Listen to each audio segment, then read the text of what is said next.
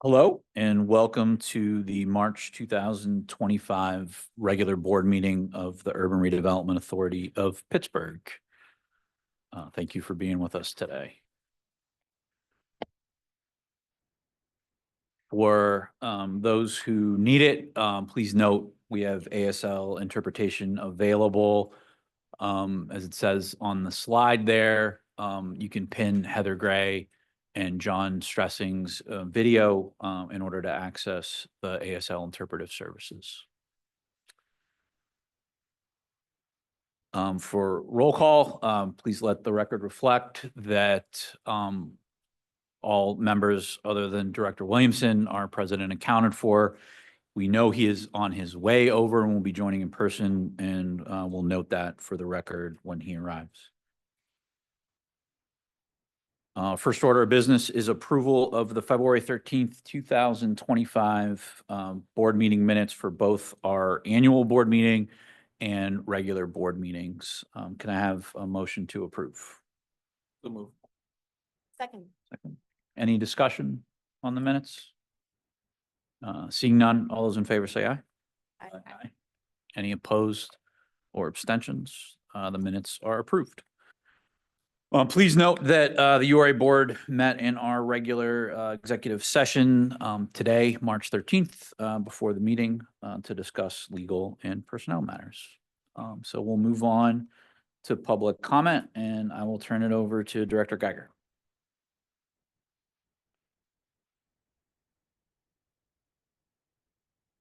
Good afternoon, all. I'm David Geiger. I'm the Director of Government and Strategic Affairs here at the URA. Members of the public have the opportunity to provide comment on URA Board of Directors agenda items in person, virtually via Zoom, or in writing. Registration is required to receive 3 minutes of in-person or virtual comments during our public meetings. Registration opens at 2 p.m. on the Tuesday of the board meeting week and closes at 1 p.m. on the day of the meeting. Written comments may be submitted before 1 p.m. on the day of the meeting, and comments provided during the meeting will become part of the public meeting minutes as well as the public record. This month, we received 2 written comments. The Hill District Consensus Group provided the board with their input on the Lower Hill LRTA funding held at the Greater Hill District Neighborhood Reinvestment Fund. And the Hill District Collaborative also provided the board with their input on the Lower Hill LRTA funding held with the Greater Hill District Neighborhood Reinvestment Fund. Board members should have received all written comments in their board packets. For those registered to give public comment here at the meeting, you'll be permitted 3 minutes. I will facilitate with a timer and let you know when your 3 minutes are up. If you are registered to provide comment virtually, our staff will unmute your microphone via Zoom so you can provide comment. There may be a brief pause between when I say your name and when our staff can locate your username to unmute you, so thank you in advance for your patience. Our first registered public commenter is Reverend Lisa Richborg.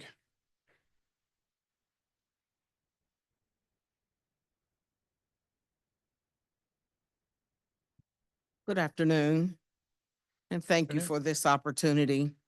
I just have a couple of comments in regards to LRTA and all of that. So on behalf of the Hill District Collaborative and concerned residents of the Hill District, we are writing to formally request that the URA take immediate action to release the Greater Hill District Reinvestment Funds to support critical community projects. These funds were established with the intent of being community-driven, yet its current implementation has fundamentally failed this purpose.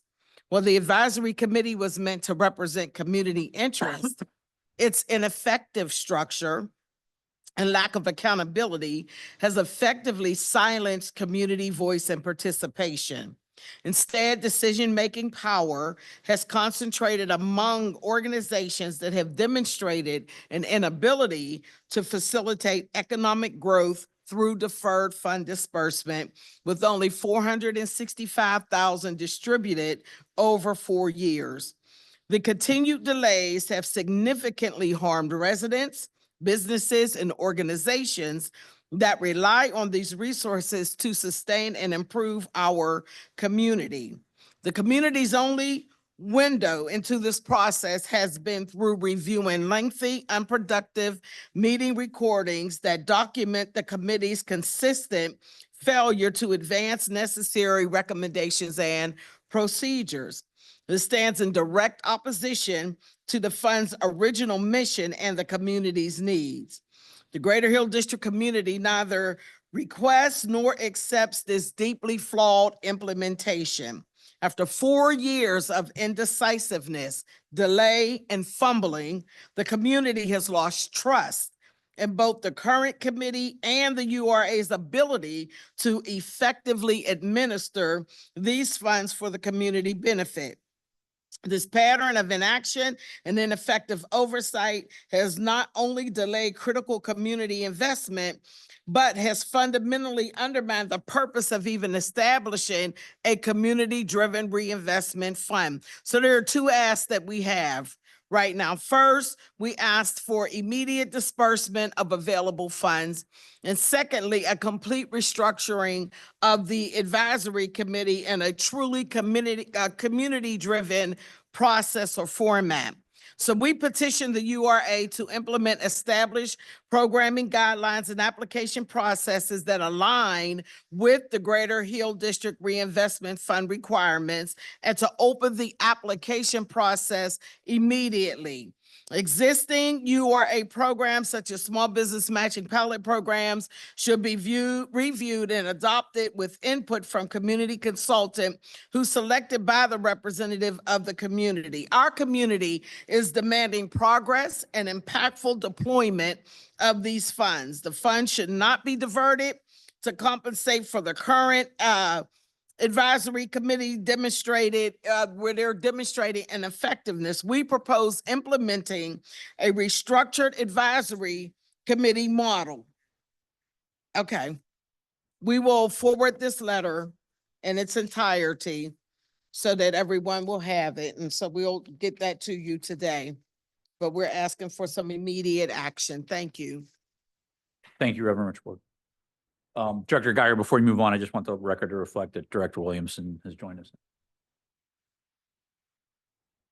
Thank you. Our next registered public commenter is Dr. Kimberly Ellis.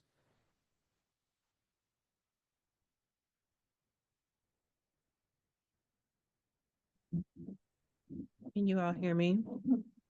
We can hear you. Okay, thank you very much.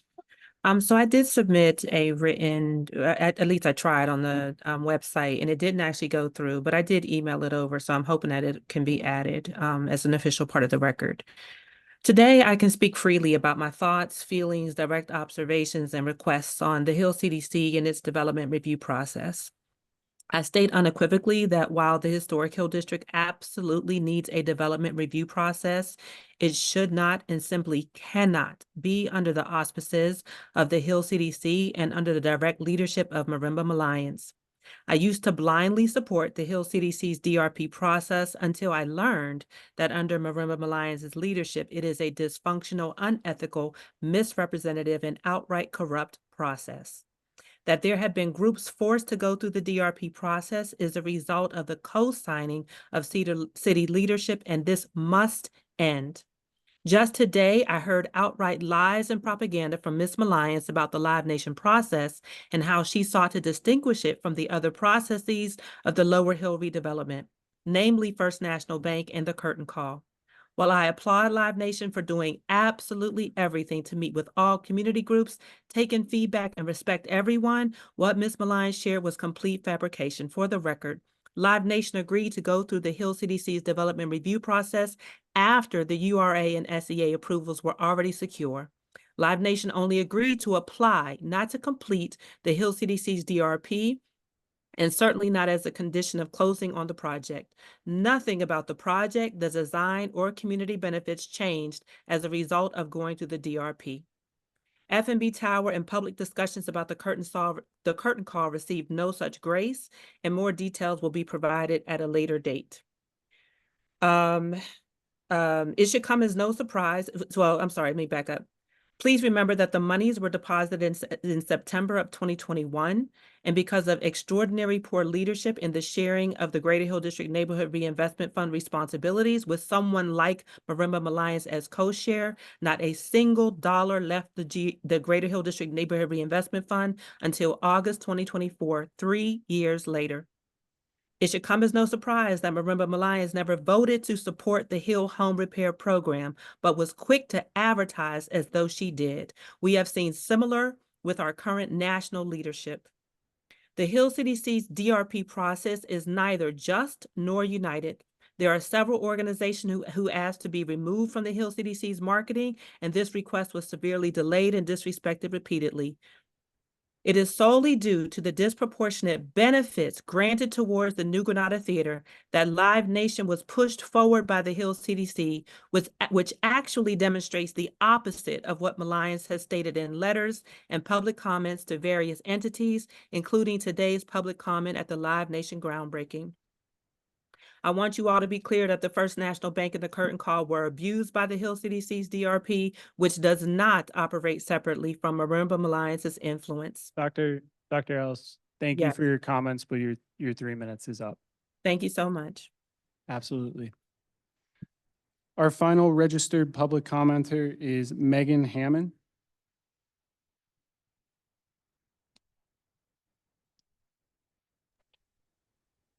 Hello, I'm virtual. Can you hear me? We can hear you, Megan. Thank you kindly. Good afternoon. My name is Megan Hammond. I'm the Executive Director for the Fair Housing Partnership of Greater Pittsburgh. I'm here today to ask the URA Board to recognize that the fair housing protections within Pittsburgh City Code remain unchanged regardless of revisions that are occurring in housing-related policies and procedures elsewhere. FHP is asking the URA to consider two commitments. One, that the URA requires its recipients of funds to adhere to our city code's fair housing protection. For example, city code explicitly provides housing protections based on sexual orientation, gender identity, citizenship status, and language preferred. While we recognize that federal housing subsidy is only allowable to eligible immigrants, now more so than ever, we need to ensure that refugees can access our subsidized housing and that language translation services are provided. Two, that the federal housing rulemaking is currently paused or revoked. However, the knowledge that has occurred in that rulemaking remains. For example, Section 504 of the Rehabilitation Act of 1973 governs disability accessibility within federally funded housing. HUD Section 504 rule hasn't been revised since it was originally published in 1988. HUD previously began a process to update its Section 504 rule. While that process is not likely to continue at this time, moving forward, Pittsburgh and the URA can take the lead locally by using the knowledge already created about the needed changes to Section 504 and combine it with local data on our overwhelming need to address disability access in our aged housing stock to require recipients of URA funds to updated 504 standards. I look forward at what we can accomplish in 2025 that reflects our values here in Pittsburgh. Thank you all. Thank you, Megan. That concludes all of our registered speakers for today. Thank you, Director.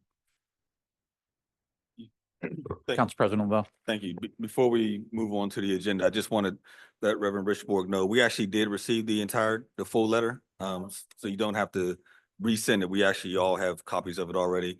And what I'm more than willing to sit with you and give a much fuller response. But what I will tell you is I think I can speak on almost everyone here when we share your frustration and we want to see these dollars get out the door as expeditiously as possible.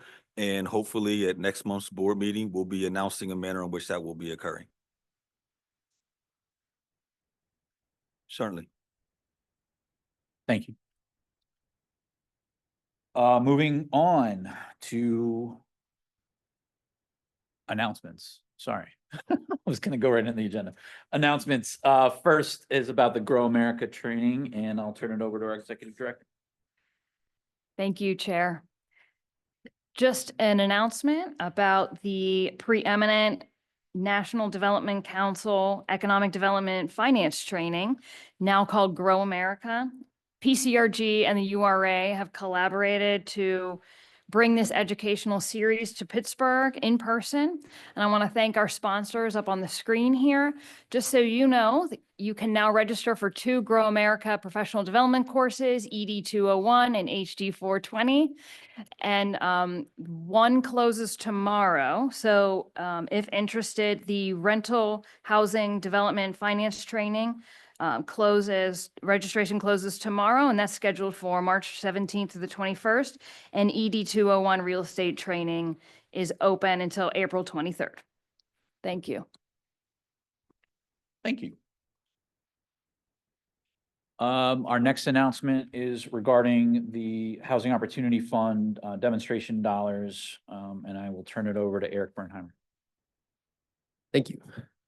Good afternoon, URA Board. My name is Eric Bernheimer, and I am the Housing Administration and Outreach Coordinator for the URA's Housing Department. I'm here today to announce the opening of the Housing Opportunity Fund's Demonstration Program Emergency Application. The demonstration program, or demo dollars for short, is one of the 8 HOF programs administered by our Housing Department. The program, unlike the other 7, is designed around flexibility in order to fill any housing-related gaps that our other programs could not otherwise address. In pursuit of this, we have delineated the program into 2 distinct application paths, emergency and innovation. Chief Wassler will go more into detail about this split later during the discussion of the Demo Dollars program guidelines, but for now, I will turn our attention to the emergency path as it will be the first to launch. This emergency funding opportunity is intended to be used to resolve short-term and unexpected housing-related challenges. Our review process is designed for rapid disbursement to quickly address unforeseen challenges in our communities. Examples of emergencies this program can respond to include multi-property fires, sudden life safety emergencies, immediate resettlement needs, and more. The emergency application will open tomorrow, March 14th, 2025, and will remain open until funds are expended. Currently, $350,000 is allocated and available for this program, and the minimum grant award for the program is $50,000.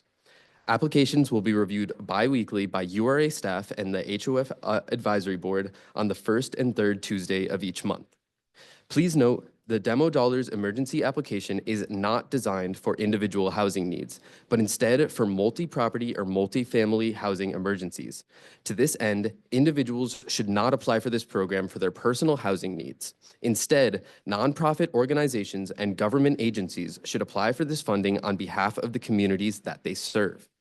To all interested parties, please visit the URA website starting tomorrow, March 14th, and enter Demonstration Program into the search bar. Follow the link to find the program guidelines and application on JotForm. Applications will be accepted online only. Thank you, board members, for your time, and please let me know if you have any questions. Thanks, Eric. Unless board members have any immediate questions or comments, I know we're going to discuss it more fully later, so we can wait for that. Okay, great. Thank you, Eric. Thank you. Now moving on to the regular agenda. Housing's up first, and our first item's in the Upper Hill District. David DiBernardo is joining us for this.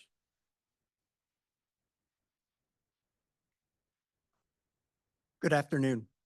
My name is David DiBernardo. I'm a lending analyst in the Residential Lending Department of the URA. I'm here today to request authorization to enter into a for-sale development program grant for up to $100,000 with Amani Christian Community Development Corporation for the rehabilitation of 3426 Webster Avenue in the Upper Hill District neighborhood of Pittsburgh. This single-family house is approximately 1,695 square feet and contains 3 bedrooms and 2.5 baths. Amani Christian Community Development Corporation took possession of this property in the winter of 2022 to 2023 and performed emergency stabilization repairs, including a full roof replacement, a gut out, and mold remediation throughout the entire building. Construction has already begun on this renovation in December of 2024, And with the approval of this FSDP grant is expected to be completed as early as May 2025 to be sold in the summer of 2025. This home will be sold to a family earning at or below 80% of area median income and will remain affordable for 25 years. Joining us today via Zoom is the Executive Director of Amani Christian Community Development Corporation, Reverend Walls. Reverend, thanks for joining us.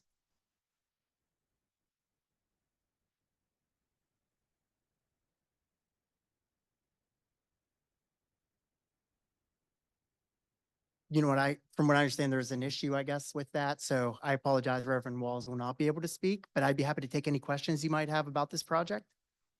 Thank you, David. Any questions, comments from board members? I don't have questions. I'm familiar with the project.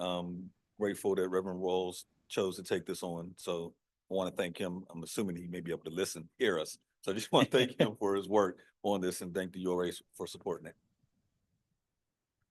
Thank you, Councilman. Can you hear There me he now? is. We can hear you now, Reverend Wall. Thank you so much for your patience. Good afternoon, board, on a nice spring day in Pittsburgh. This particular unit is one of 3 we have in the pipeline for 2025-26. We have been working on it for quite some time now, both in terms of acquisition and rehab.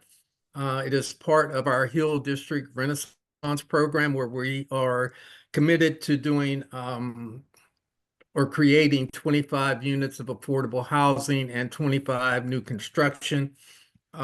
This is, as was said, a 3-bedroom, 2.5 bath, single family home with views actually from the 2nd and 3rd floor of the Strip District and the Allegheny River. So it's a beautiful unit.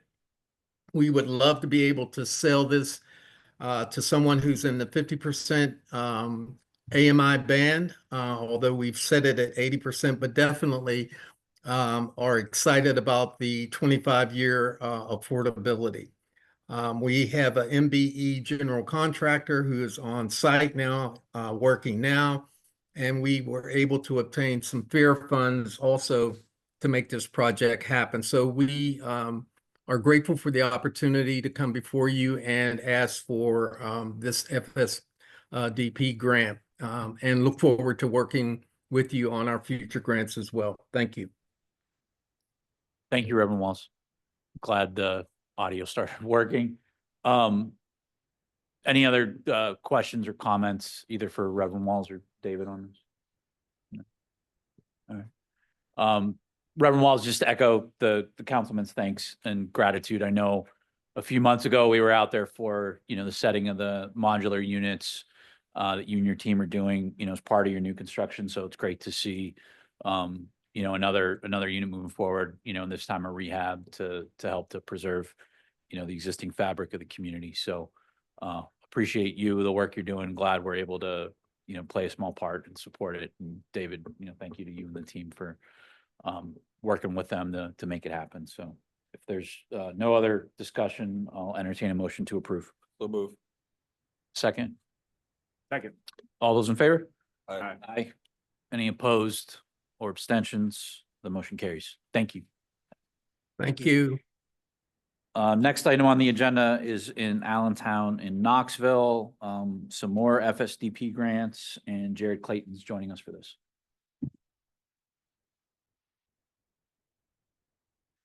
Hello, my name is Jared Clayton, and I'm a residential lending analyst with the URA. Today, I'm here to seek authorization to enter into a for-sale development program grant agreement in an amount not to exceed $255,735 sourced from the Housing Opportunity Fund with Hilltop Alliance or a related entity for the rehabilitation of 4 scattered site units located in Allentown and Knoxville neighborhoods, Ward 18 and 30 respectively. Next slide, please. I'd like to take this moment to note one of the initial drafts had a small language discrepancy, and we wanted to point out that this is a request for a grant. Additionally, for anyone wanting to do additional review of this, if you use an application such as Google Maps, you might be directed to an incorrect location that's nearby. However, all of the information at the city and county level, as well as our review, reflect the correct address of 11 East Amanda Avenue. These 4 vacant single-family homes will be rehabilitated and resold to individuals at or below 80% AMI for the next 99 years. And they consist of 1 2-bedroom unit and 3 3-bedroom units with an expected initial resale price ranging from $140,000 to $185,000. Construction is planned to begin in April of 2025 and be completed in October of 2025. Other financing for this project consists of an AHP grant from the Federal Home Loan Bank, a construction loan from Wesco Bank, and an existing line, or West Banco Bank, an existing line of credit from PNC Bank for a total project cost of $1.482 million. Mohawk Cajon, the Director of Construction and Redevelopment at Hilltop Alliance, is here with us today. In addition, I'd like to also point out that the Hilltop Alliance Executive Director, Bill Schminko, is with us online. Are there any questions? Thanks, Jared. Just I offer the opportunity for Bill or Mohawk if they have anything they'd like to add. Thank you, Jared. Good afternoon, everyone. My name is Mohawk Chauhan. I am the Director of Construction and Redevelopment with the Hilltop Alliance. As Jared explained, we are renovating these 4 vacant houses in Knoxville and Allentown, 15210. And the construction financing and is secured, and the FSDP grant is the last and the critical piece of the capital stack on this project. And we are good to start in April. I would be happy to answer any question on this project. Thank you. Thank you both. Bill, I know you're online. I don't know if you have anything you want to add to Jared Thanks, and Kyle. Mohawk's comments. Nothing else to add. Okay. Thanks. Questions, comments from board members? No? It's a pretty straightforward one.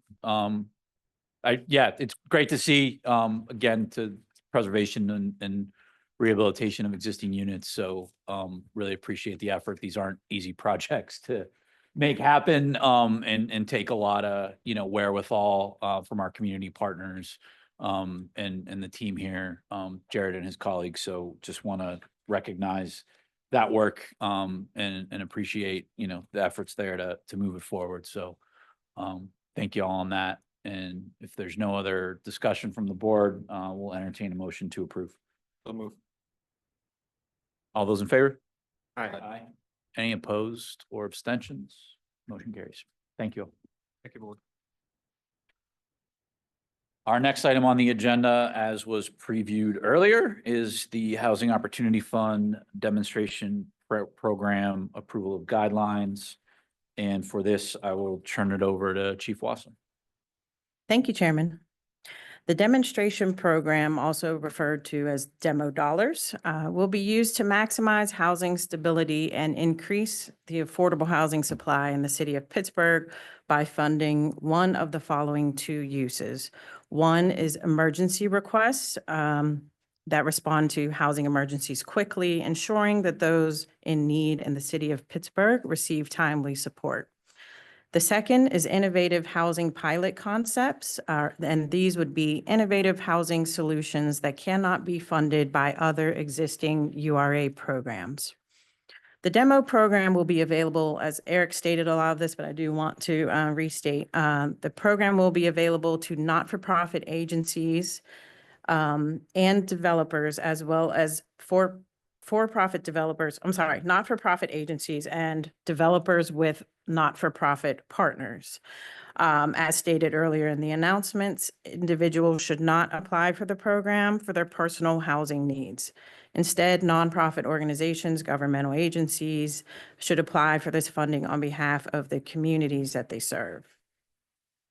The properties and subrecipients that receive this funding must be located within the city of Pittsburgh.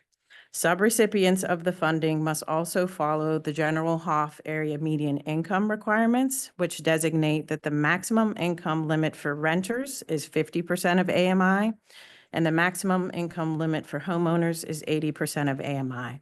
Any response by a nonprofit must make sure they are meeting those requirements in the subrecipients that they are serving. The URA we're opening applications tomorrow, just for the emergency application need. The URA staff will receive those applications, review and underwrite them based on the program guidelines, make presentations and recommendations to the HOF Advisory Board and URA Board on those applications received. Again, Eric mentioned to try to meet a timeliness need for the emergency round. We will be accelerating application review, doing them twice per month with the HOF Advisory Board and then ratifying as needed with both boards. The minimum grant award is $50,000 per applicant, and the max award will not exceed the HOF allocation for that any given year. So historically, demo funds have been allocated and available through the Housing Opportunity Fund since 2019. These funds were historically only used for maybe less than 5 housing-related emergencies and were typically provided to existing HOF programs to continue providing their services when their HOF allocation ran out. While this has been useful to our existing partners, the program has historically not been accessible in a meaningful way to the greater community. Because of this, URA staff and advisory board members took action to develop a process where there was none. What is presented today is a process that we feel is equitable, transparent, and easily accessible by the public and nonprofit agencies that serve the city of Pittsburgh. I want to thank URA staff, Eric Bernheimer, for all of his assistance with the development of this process. I also want to thank the HOF Advisory Board members who were deeply committed to the formation of this process and guidelines. The Housing Opportunity Fund Advisory Board Chair, Adrian Walnaha, is with us today to provide comments and additional information about the guidelines and the process. Adrian, do you want to come up and provide your insight into this process? Hello, good afternoon. This is way too high for me, but I think my voice carries. To Kiana's points, in 2019, we started to really grapple with the issue that housing stability is a myth. It's a myth for most of our neighbors, and for people across the country and for people across the globe. And we wanted to really have that moment in time where we could start to talk about housing stability through more creative lenses. There are established programs that we were just looking at for sale development projects, the rental gap program. These are incredibly impactful, the housing stabilization program, but there are times and places where our more traditional ways of funding and the more traditional types of projects maybe do not get us as close to enhanced housing stability for more people as we would like. So we really wanted that flexibility of taking some more unique projects under consideration, and not only taking those unique projects under consideration, but also thinking about how we could use the lessons learned for future funding opportunities, and also as leverage opportunities for the Housing Opportunity Fund. As we know, it's a finite amount of dollars, and every year we have more projects asking for dollars and asking for more dollars because the cost of doing business does not reduce. So we really wanted to take this chance to have a more publicly available process where organizations could come to us in those two prongs of emergent housing needs that have been identified that we could respond in a time-limited way in order to support the preservation of existing housing or create additional housing opportunities. And then to also think to that land of innovation, which hopefully is the next step of our project, of what kinds of projects could we do locally that would not only have impact for our neighbors, for our citizens, but also teach us those good lessons that we could pull forward to utilize our dollars more effectively, efficiently, and have other funders that may want to buy into these concepts. So this group that you now have on the advisory board spent a lot of time really thinking about this carefully and wanting to make sure that all of our community members have a deep understanding of what we're trying to accomplish, how decisions are being made, and then bringing those lessons and those outcomes back so that folks can really connect with them, and we can make good decisions going forward. Thank you, Adrian. Thank you, Chief Wassler. Any questions, comments from board members? Representative Powell? Thank you so much. Not to give away or maybe strongly suggest or hint at what type of projects would be considered innovative and creative, but broadly, do you have any ideas just to help illuminate to folks interested in this type of project, what would be acceptable, what you'd like to see? Absolutely. So from an emergent housing need perspective, I think many of us understand that we have an aging infrastructure, and there are often things that are surprises to us. Last night, I made the mistake of watching a documentary about sinkholes. We don't like to think about the things that the earth may be doing that we don't know about, but we do have unstable land across the county, obviously. We have issues.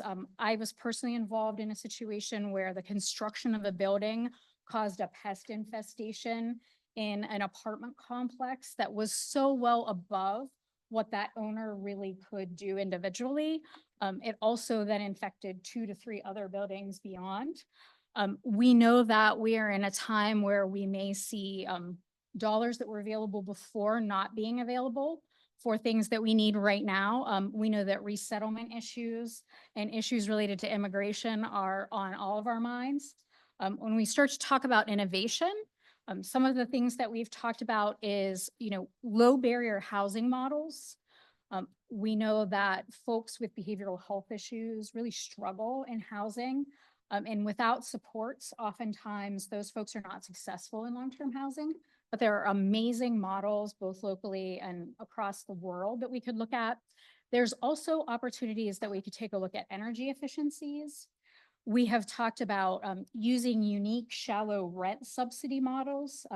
Pittsburgh has not successfully rolled out a lot in the shallow rent subsidy portfolio, but they have been successful in other cities for different groups. A shallow rent subsidy really gives you the maximum impact for the least economic influx. So really trying to get people to think about things like passive house, things like shared housing opportunities that might be an option. So we've had a lot of good discussions with a lot of creative thinkers. We are a small group, so we know there's many more ideas out there.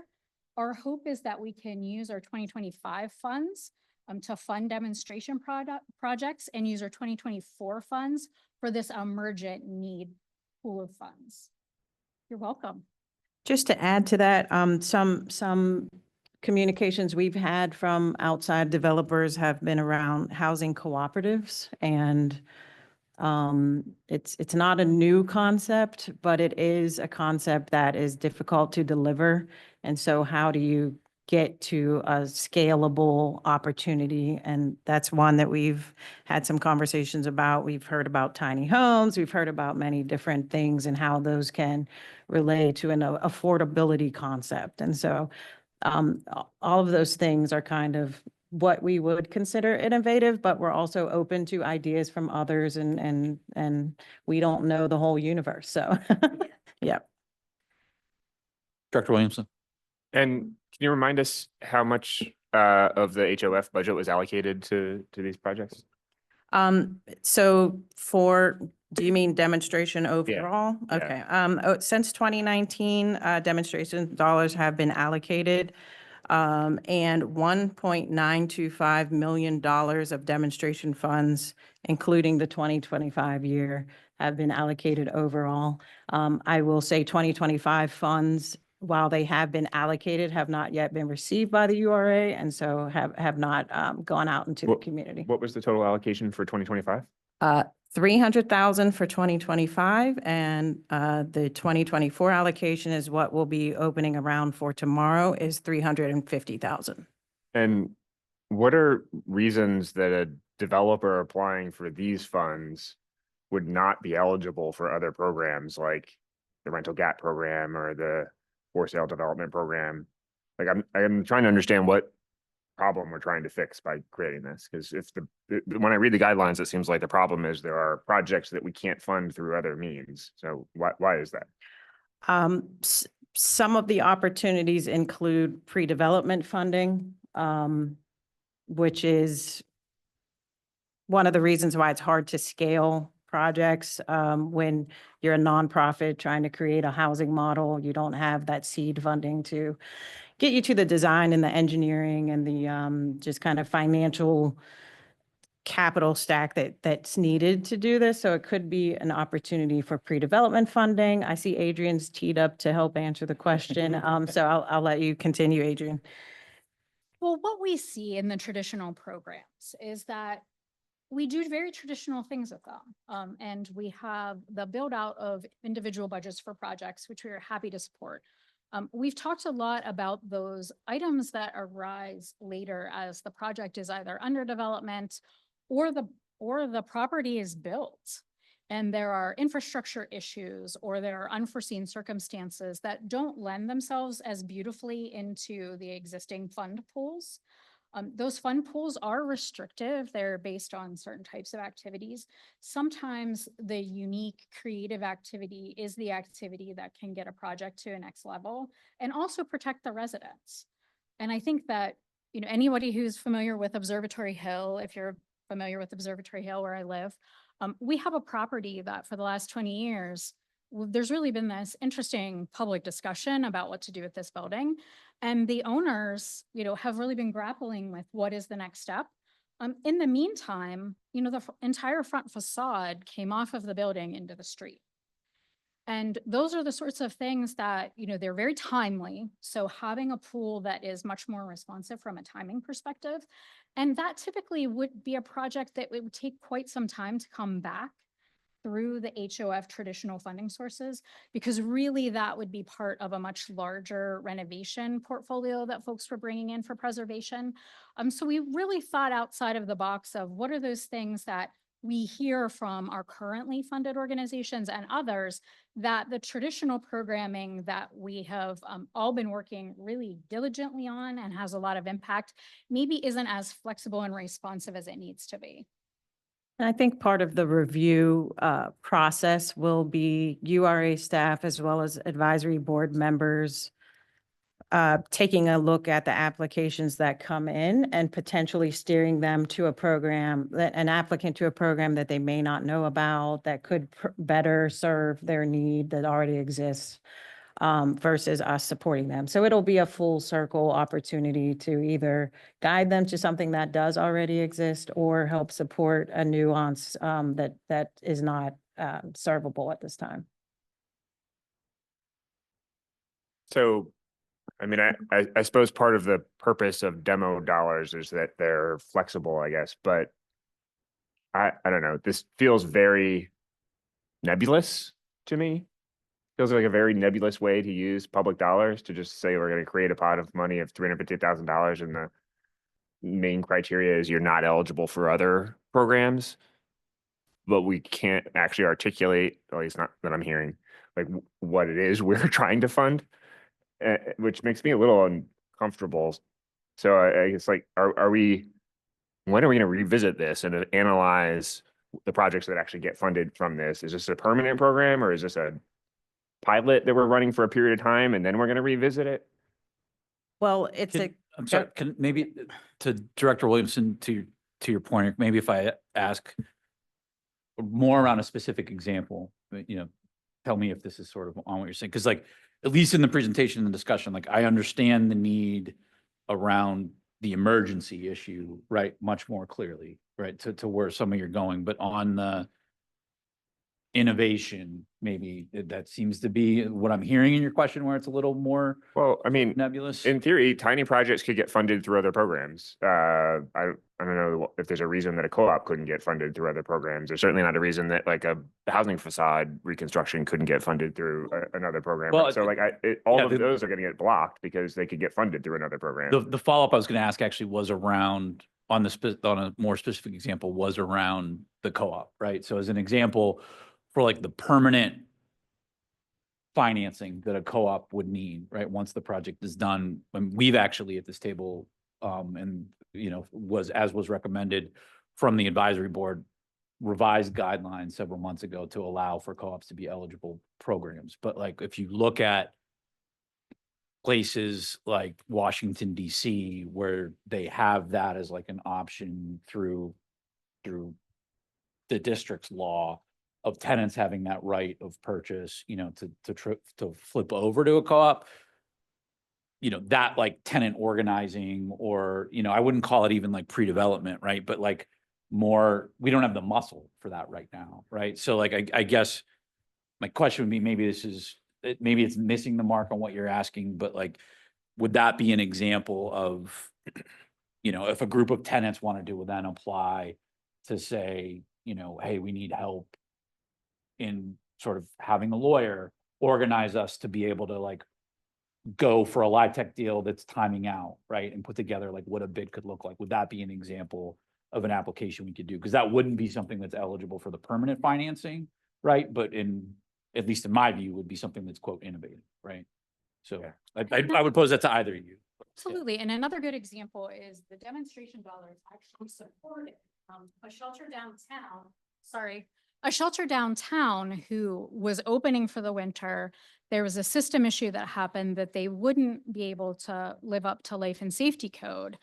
And in a very short period of time, we were going to have people that were on the street in conditions that humans should not be on the street.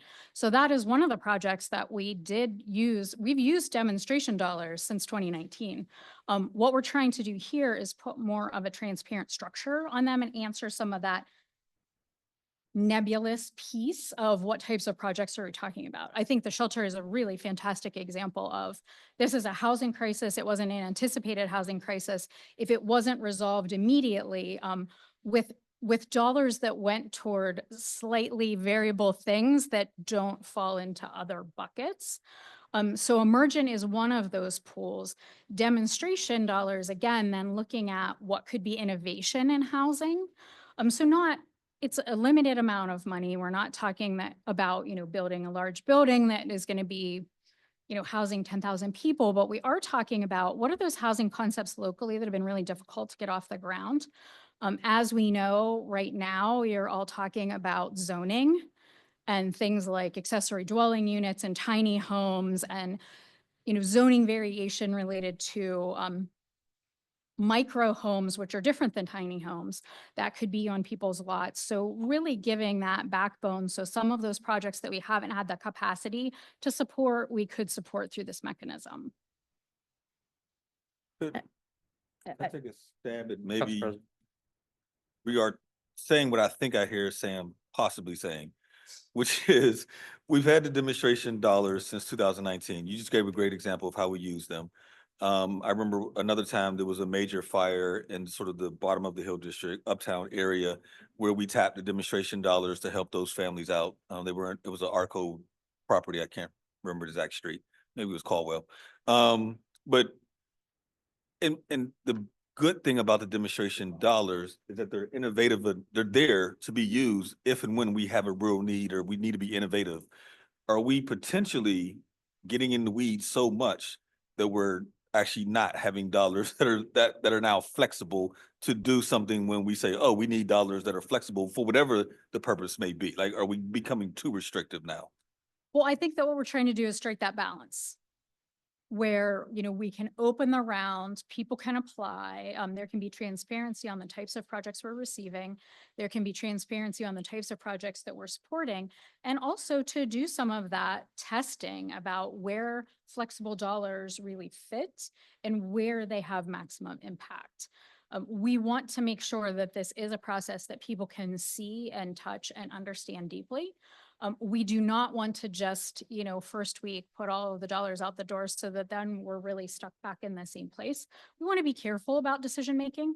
Obviously, that's going to come back to all of you to hear what we're doing, and also, you know, how we are going to benchmark and evaluate what these dollars are doing and what they're creating, as well as all of the HOF dollars. You know, we really want to see that impact. We want to see those targets being met. And we really want to see our communities transforming because we were able to do things that do spur something that looks more like housing stability than what we have now. And to add to what Adrian's saying, the guidelines as presented to the board today that will be made available to the public soon, do not put parameters around what innovation means. What we do is put parameters around, okay, if you're spending $250,000 or more, you may trigger prevailing wage. You may trigger these other URA requirements that are baked into our funding. And so the guidelines themselves do not restrict what can be considered innovation. They're only providing additional information to an applicant about what they may trigger when they apply, what the requirements may be whenever they do apply to the funds. And that they can robustly manage the dollars that they're being given. We want to make sure there's enough infrastructure so that the dollars can be stewarded forward in an appropriate way. And back to Sam's comment, I do think once we open around for the innovation part of the funds, I do think it will be worth our time to come back to you as a board to help you understand kind of what the applications are that we received, what the community thinks innovation might be, what was funded and what didn't get funded, and just kind of go through a process with the URA board so you can understand what opening that round meant to the community and what the results were. Thank you. Yep. Any other questions or comments from board members? No. Adrian, when I was back eons ago, I guess at this point, when I was on the HOF advisory board, I remember us talking about all of this then. So, starting to move towards a more structured process, is great to see, obviously feedback here included, and we'll see what we learn and how we refine that going forward. So, just thank, the work of you and your fellow board members, and the staff, Eric, in particular on bringing this forward. I know it's kind of hard to take, a nebulous idea and start to put some, guidance around it while still wanting to keep it, especially on the emergency side of things, nimble, right, in a way. So, agree with the approach here on moving the emergency stuff forward first. And then, as we continue to think, and to Chief Wasser's point on the process, think about, how we move forward and refine it on the innovative stuff. I would just encourage everyone to continue to do that. So, When we look forward to your continued engagement Yeah. as we evolve. great. Thank you so much. Yeah. If there's no other discussion, I'll entertain a motion to approve. Second. All those in favor? Aye. Any opposed or abstaining? The motion carries. We're now moving into the consent agenda. We'll let that cycle through on the slides for folks. Any question, comment, discussion from the board on the consent agenda? Seeing none, entertain a motion to approve in its entirety. So move. Move a second. All those in favor? Aye. Any opposed or abstentions? Consent agenda is approved. Our disclosures for the public's benefit, you see those there. And then with that, I will entertain a motion to adjourn. Maybe a second. Second. All right. We are adjourned. Thank you all.